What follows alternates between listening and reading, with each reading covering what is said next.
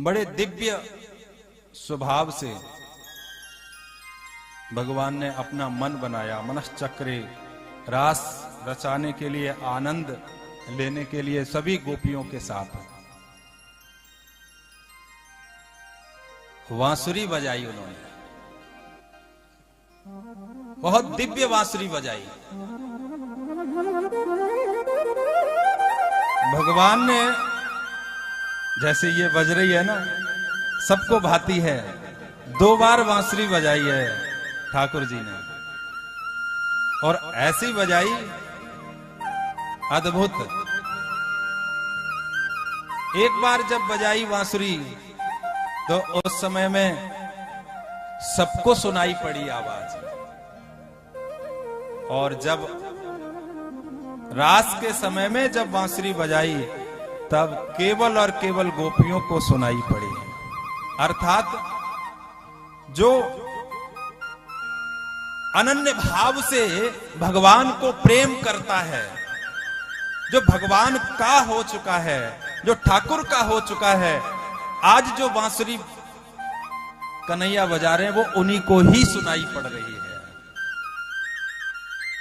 रास में उन्हीं का ही प्रवेश है जो भगवान का हो चुका है। इसमें काम का कहीं पर भी तनिक भी प्रवेश नहीं है।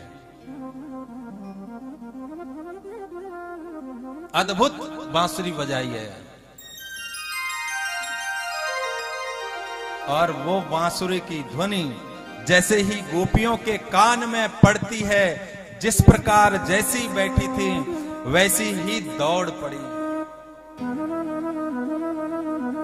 आंख में अंजन लगा रही थी, काजल लगा रही थी, एक में लगा लिया था, एक रह गई, एक में ही लगा करके और दौड़ पड़ी।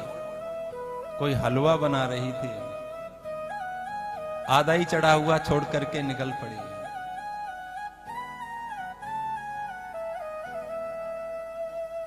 कोई गाय का दोहन करने जा रही थी, बछड़ा छोड़ करके निकल पड़ी। कोई सज रही थी,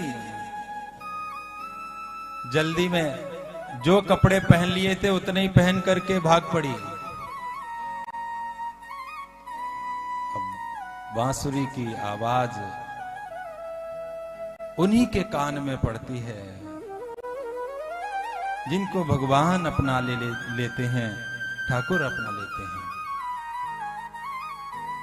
ये सच्चाई है।